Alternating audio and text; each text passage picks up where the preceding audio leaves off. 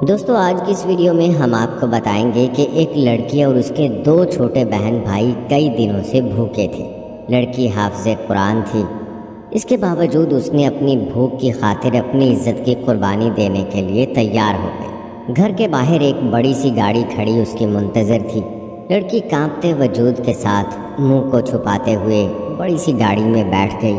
وہ گاڑی جیسے ہی بڑے بنگلے کے سامنے رکی تو اچانک کچھ لوگ لڑکی کو ایک اندھیرے کمرے میں لائے تو کئی مردوں کی کہکہوں کی آوازیں گونجنے لگیں۔ دوستو اس کے بعد جو ہوا یہ سن کر یقیناً آپ کی بھی روح لرز جائے گی۔ تو چلیے دوستو آغاز کرتے ہیں آج کی اس ویڈیو کا۔ میرا نام ایمان ہے، میں سڑک پر کھڑی تھی۔ آج میرا پہلا دن تھا، بلکہ یوں کہنا چاہیے کہ آج میری پہلی رات تھی۔ میری دھڑکنیں چل نہیں دوڑ رہی تھیں۔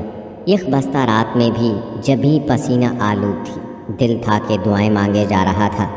لگژری کار میں بیٹھنے کے سپنے میں نے بچپن سے لے کر جوانی کی دہلیز تک سجائے تھے، اور آج پہلی بار میں اتنی قیمتی گاڑی میں بیٹھی تھی جس نے مجھے ایک چوک سے پک کیا تھا۔ پر میرے خواب کی تعبیر بہت اذیت ناک تھی۔ یہ خواہش کی تکمیل نہیں گویا سزا تھی، اور زندگی کی ایسی کتنی سزائیں میں جھیل چکی تھی جس نے آج میری روح تک کو اذیت دینے پر مجبور کر دیا تھا۔ بھیانک حقیقت منہ کھولے میرے سامنے کھڑی تھی، لیکن پھر بھی میرے دل میں امیدوں کے چراغ جل بجھ رہے تھے۔ ایک موہوم سی آس تھی۔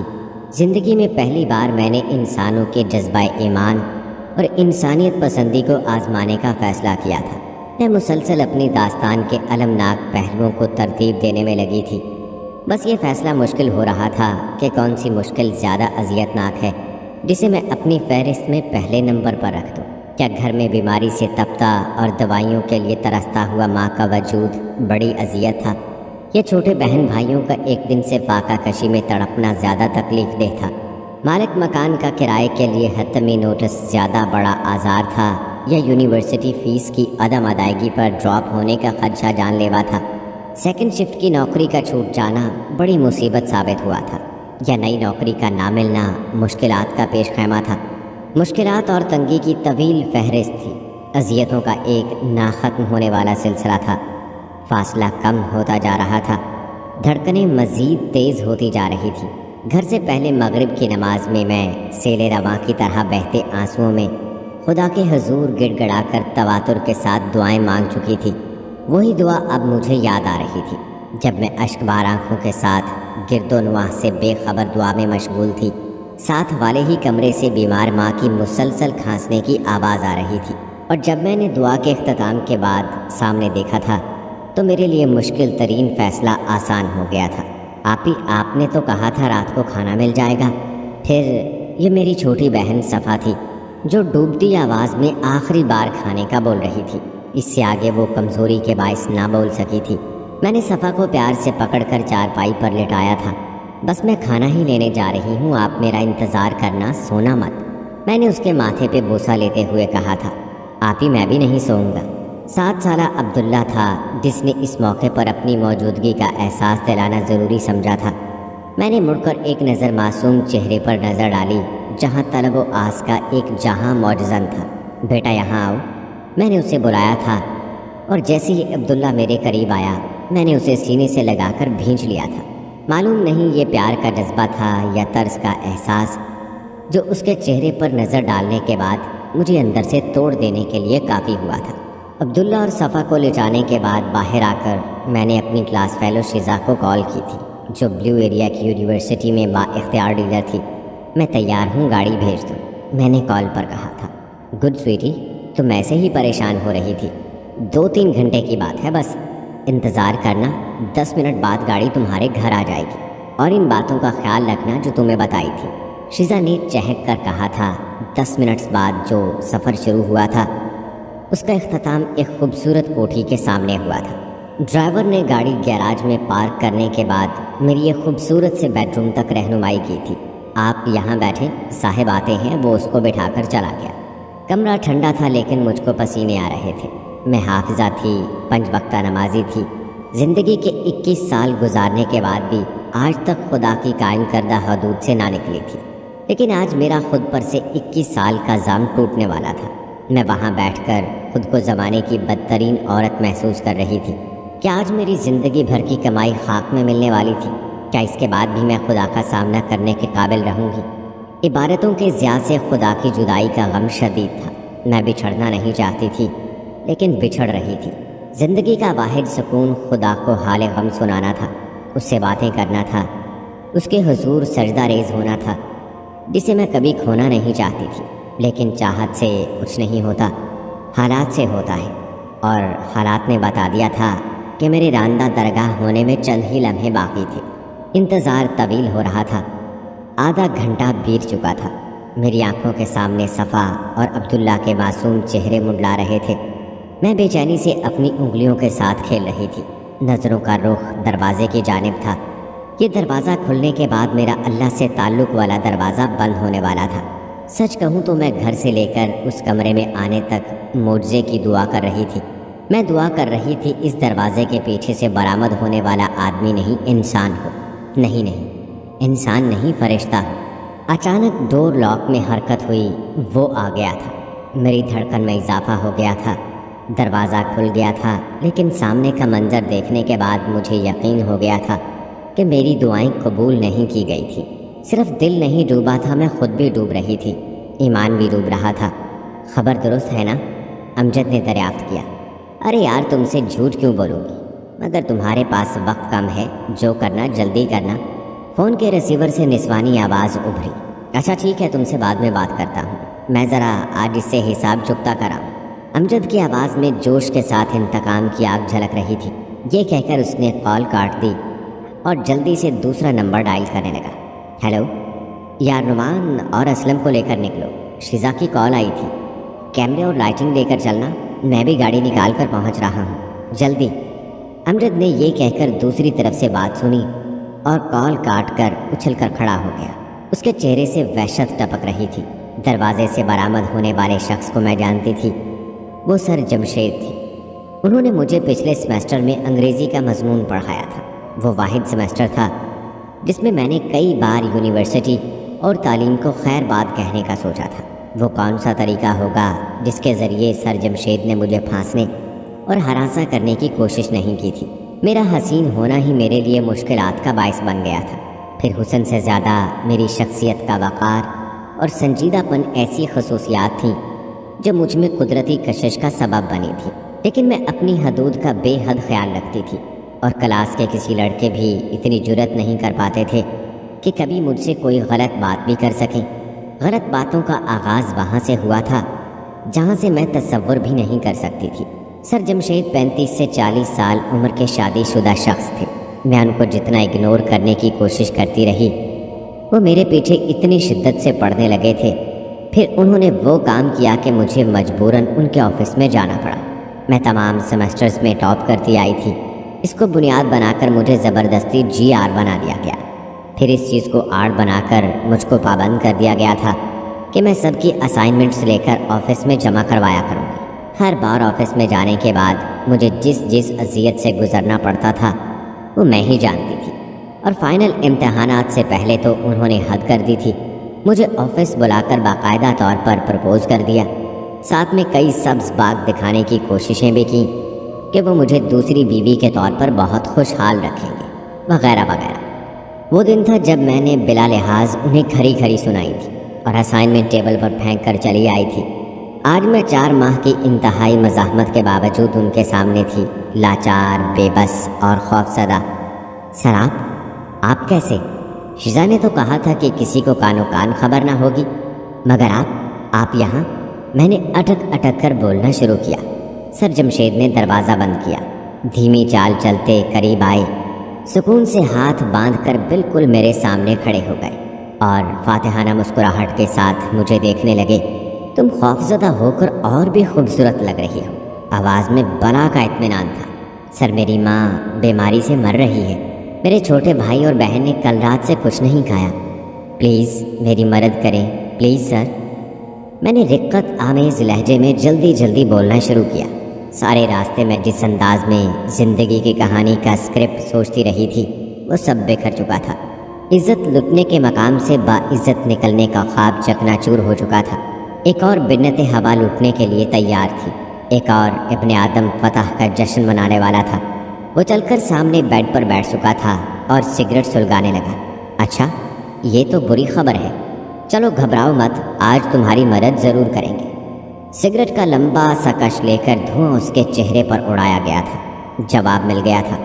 میرے چہرے سے آنسوؤں کی لڑیوں نے بہہ کر ٹھوڑی تک کا سفر طے کیا۔ میں نے آخری بار گلوگیر لہجے میں بولنا شروع کیا۔ سر، میں جھوٹ نہیں بول رہی، خدا کی قسم آپ میرے گھر چل کر دیکھ سکتے ہیں، میں واقعی مجبور ہوں۔ آپ جانتے ہیں میں ایسی لڑکی نہیں ہوں، میری نوکری چھوٹ گئی اور بات مکمل ہونے سے پہلے ہی ایک زناٹے دار تھپڑ میرے منہ پر پڑا تھا۔ بلشٹ، حرافہ، میں یہاں تیرے گھر کے حالات سننے نہیں آیا۔ تو نے کیا سمجھ لیا تھا کہ جمشید کو انکار کرنا آسان ہے؟ کیا میرے لیے کچھ ناممکن ہے؟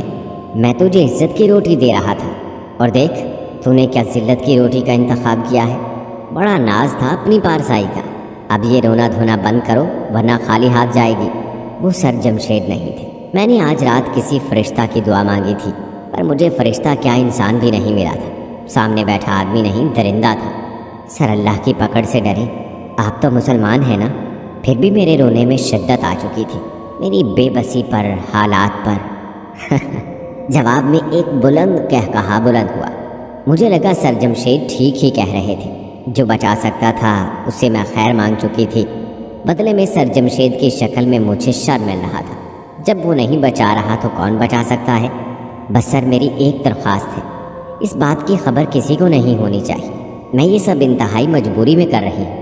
یہ بات کسی کو پتہ لگی تو اس معاشرے نے مجھے جینے نہیں دینا۔ وہ لوگ جو اپنی بیٹیوں کو میری مثالیں دیتے تھے ان کا مان ٹوٹ جائے گا، اور صرف مان نہیں، ایمان بھی ٹوٹ جائے گا۔ میں نہیں چاہتی میری ذات کی گندگی میرے مذہب کے لیے داغ بن کر رہ جائے۔ مجھے اب بھی خدا کا خیال تھا۔ سر جمشید نے میری آنکھوں میں آنکھیں ڈال لی۔ کیا یاد کرو گی، وعدہ رہا۔ اچانک باہر سے شور کی آواز بلند ہونے لگی۔ سر جمشید جلدی سے کھڑے ہو کر دروازے کی جانب بڑھنے ہی لگے تھے کہ دروازہ ایک دھماکے کے ساتھ کھلا۔ کمرے میں تیز روشنی کا سیلاب آیا تھا، جس کا فوکس مجھ پر اور سر جمشید تھے۔ نوان، کیمرہ آن کر، اس حرامی انسان کو آج بتاتا ہوں مجھ سے پنگا لینے کا انجام کیا ہوتا ہے۔ لڑکی کو بھی فوکس کر۔ اسلم تو باہر کھڑا ہو، دیکھ کوئی آئے نا یہاں۔ امجد اپنے 3 ساتھیوں سمیت وارد ہو چکا تھا۔ جمشید نے آگے بڑھنے کی کوشش کی، لیکن ایک زوردار تھپڑ کھا کر پیچھے بیڈ پر گرا تھا۔ یہ امجد کا ہاتھ تھا۔ ارے رکو رکو، یہ تو ایمان ہے، یہ یہاں کیسے؟ یہ اس کا کلاس فیلو احمد تھا، جس نے ہاتھ میں ٹارچ تھام رکھی تھی اور انتہائی حیرت بھرے لہجے میں اس کے آنسوؤں سے تر چہرے کو دیکھ رہا تھا۔ کیسے مطلب؟ یہاں ایک ہی کام کے لیے اس کو بھیجا گیا ہے اور یہ اس کام کے لیے یہاں آئی ہوئی ہے۔ امجد جو ان کا سینئر تھا، اس نے خون بار آنکھوں سے میری طرف دیکھ کر کہا تھا، نہیں یار، میں ایمان کو جانتا ہوں، وہ ایسی ہرگز نہیں تھی۔ ایمان، تم بتاؤ یہاں کیا کر رہی ہو؟ احمد نے امجد کو جواب دے کر براہ راست مجھ سے سوال کیا تھا۔ میں نے آنسوؤں سے تر چہرے کو اٹھا کر احمد کی طرف دیکھا۔ تقدیر سے جنگ، یا پھر شاید تقدیر سے مفاہمت، لہجے میں چھپا درد آسانی سے محسوس کیا جا سکتا تھا۔ اس کی باتوں میں نہ، میں جانتا ہوں ایسی لڑکیاں مذہب کی آڑ میں کیا کیا کھلواڑ کرتی ہیں، تم لوگ ویڈیو بناؤ بس، یہ بدنامی اس کی چوائس ہے، امجد نے غرا کر کہا۔ لیکن یار، احمد نے کچھ کہنے کی کوشش کی، لیکن امجد نے ہاتھ کے اشارے سے اسے چپ رہنے کا کہہ دیا۔ تھوڑی دیر پہلے مردانگی کے جھنڈے گاڑنے والے سر جمشید کی ڈر اور بدنامی کے خوف سے آواز بھی نہیں نکل رہی تھی۔ وہ امجد کو جانتے تھے اور یہ بھی جان چکے تھے کہ آج بہت برے پھنسے ہیں۔ وہ دونوں کیمرے کی زد میں تھے اور دونوں کی عزتیں اس میں غیر محفوظ ہو رہی تھی۔ اس دوران امجد متواتر سر جمشید کو تشدد کا نشانہ بھی بناتا رہا، ساتھ ساتھ ان کے کردار پر ڈاکومنٹری بھی کی جا رہی تھی، جس کے لیے بار بار میرے چہرے کو فوکس کیا جاتا تھا۔ میں ساکت سی بیٹھی پتھریلی آنکھوں سے یہ ساری کارروائی دیکھ رہی تھی۔ اس سے برا کیا انتخاب ہو سکتا تھا؟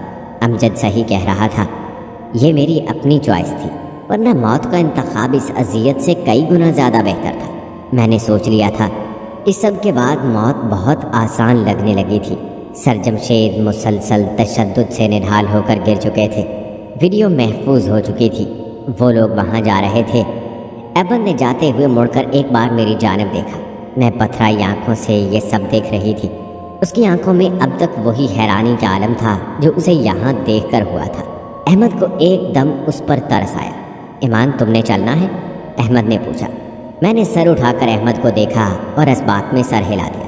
احمد نے آواز دے کر امجد سے کہا، ایک کار چھوڑ کر چلے جائیں، وہ آ رہا ہے۔ اس نے اشارے سے مجھے اپنے پیچھے آنے کا کہا۔ میں اٹھ کر اس کے پیچھے چلنے لگی اور دونوں چلتے ہوئے باہر آ گئے۔ احمد نے سڑک کی دوسری جانب کھڑی کار کا اگلا دروازہ کھولا اور مجھے ہاتھ کے اشارے سے کار میں بیٹھنے کا کہا۔ میں چپ چاپ بیٹھ گئی۔ احمد دوسری طرف سے جا کر ڈرائیونگ سیٹ پر بیٹھ گیا۔ مجھے سمجھ آ چکی ہے تمہیں شیزا نے ٹریپ کیا ہے، لیکن افسوس اس بات کا ہے کہ کوئی بھی ایسا قدم اٹھانے سے پہلے تم نے ہمیں مدد کے لیے کیوں نہ کہا؟ احمد نے گاڑی سٹارٹ کرنے کی بجائے میری طرف رخ کر کے کہا۔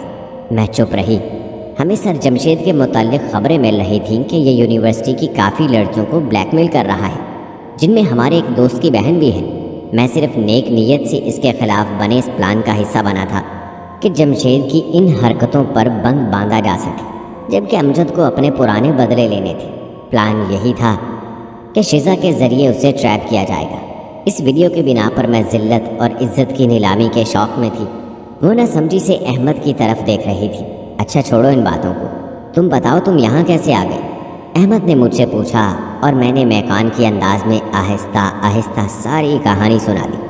احمد نے خاموشی سے اپنی جیکٹ کی اندرونی جیب میں ہاتھ ڈالا اور ہزار کے 5 نوٹ نکال کر میری طرف بڑھا دیے۔ یہ پیسے رکھ لو، ان چھوٹے بچوں سے کیے اپنے وعدے کو پورا کر لو۔ کل میں تمہاری نوکری کا کچھ کرتا ہوں۔ کوشش کروں گا امجد یہ ویڈیو کم از کم لیک نہ کرے، لیکن اس سلسلے میں کوئی وعدہ نہیں کر سکتا۔ وہ شخص بہت ہٹ دھرم ہے، اپنی مرضی کا مالک ہے۔ میں نے وہ پیسے لے لیے۔ میں نے سوچا کہ آج رات کے بعد مجھے زندہ نہیں رہنا ہے، لیکن ان بچوں سے وعدہ نبھانا ضروری تھا، اور اس کی ایک ہی صورت تھی کہ میں خاموشی سے یہ پیسے رکھ لیتی۔ اچانک احمد کے موبائل پر کال آنے لگی۔ ہیلو، ہاں اسلم، خیریت ہے؟ احمد نے کال ریسیو کر کے کہا۔ یار بری خبر ہے، ہم لوگ یہاں سے جا رہے تھے، کھانے کے ارادے سے وکی ہوٹل کے سامنے سڑک کے کنارے کار پارک کر کے اندر گئے تھے۔ باہر کوئی آئل ٹینکر کار سے ٹکرایا ہے، کار مکمل جل چکی ہے، تمام کیمرے بھی اسی کار میں تھے۔ ہم پھر زیرو پر کھڑے ہیں، اسلم بتا رہا تھا۔ احمد نے کال سنتے ہوئے گردن موڑ کر میری طرف دیکھا۔ اچھا میں آتا ہوں 10 منٹ میں اسی جگہ، احمد نے کہا اور کال کاٹ کر ساری بات مجھے بتانے لگا۔ ایمان تم میں خاص بات ہے، اللہ تمہاری مدد کر رہا ہے۔ پہلے سر جمشید سے بچانے کے لیے ہم لوگوں کو بھیج دیا، پھر تمہاری مالی مدد کے لیے مجھے یہاں روک دیا، اور آخری وہ ویڈیو ثبوت تھے جنہیں جلا کر راکھ کر دیا گیا۔ یوں لگتا ہے جیسے اللہ تمہیں کھونا نہیں چاہتا، وہ تمہارے معاملے میں بے نیازی نہیں برت رہا۔ تم جیسا ہونا بڑے مرتبے کی بات ہے، احمد بول رہا تھا جبکہ میں کانپ رہی تھی۔ اللہ کی عطاؤں پر، اس کی مدد پر، اس کے کن فیکون پر میں کچھ دیر پہلے اپنی دعاؤں کی عدم قبولیت کا سوگ منا رہی تھی، اللہ سے دل ہی دل میں شکوے کر رہی تھی۔ اب مجھے سمجھ نہیں آ رہی تھی کہ میں شکر کیسے ادا کروں۔ میں کار کا دروازہ کھول کر باہر آ گئی۔ ارے کہاں جا رہی ہو؟ احمد بھی ڈرائیونگ سیٹ کا دروازہ کھول کر باہر آ گیا، لیکن کار کے گرد گھوم کر جب احمد دوسری طرف آیا، وہاں کا منظر رکت انگیز تھا۔ ایمان اس سڑک پر سجدہ ریز تھی، آنسو بہہ رہے تھے۔ احمد اس کے سر اٹھانے کا انتظار کرتا رہا۔ ایک اور بات ہے ایمان، جیسے ہی میں نے سر اٹھا کر بھیگے چہرے کے ساتھ احمد کو دیکھا، احمد نے میری آنکھوں میں آنکھیں ڈال کر کہا، تمہیں اللہ نہیں کھونا چاہتا، اور آج میں تم سے وعدہ کرتا ہوں کہ میں بھی تمہیں کبھی کھونے نہیں دوں گا۔ تم میرے لیے پہلے بھی بہت متاثر کن تھی، لیکن آج مجھے تم سے عقیدت ہو گئی ہے۔ بے فکر رہو، آج رات کی سب باتوں پر تمہیں کچھ نہیں سننا پڑے گا۔ میں تمہارے آگے سیسا پلائی دیوار بن جاؤں گا، یہ میرا وعدہ ہے، بس تم مجھے انکار مت کرنا۔ احمد جذباتی انداز میں کہہ رہا تھا۔ میں نے اس بات میں سر ہلایا اور آسمان کی طرف دیکھنے لگی۔ بنت ہوا شیزا بھی تھی، بنت ہوا ایمان بھی، آدم کا بیٹا سر جمشید بھی تھے جو اس کی عزت لوٹنے کے در پہ تھے، اور ایک ابن آدم اس کے سامنے کھڑا تھا جو اس کی عزت کا محافظ بننا چاہ رہا تھا۔ اس کے ذہن میں بار بار ایک ہی آیت گونج رہی تھی، اور تم اپنے رب کی کون کون سی نعمتوں کو جھٹلاؤ گے؟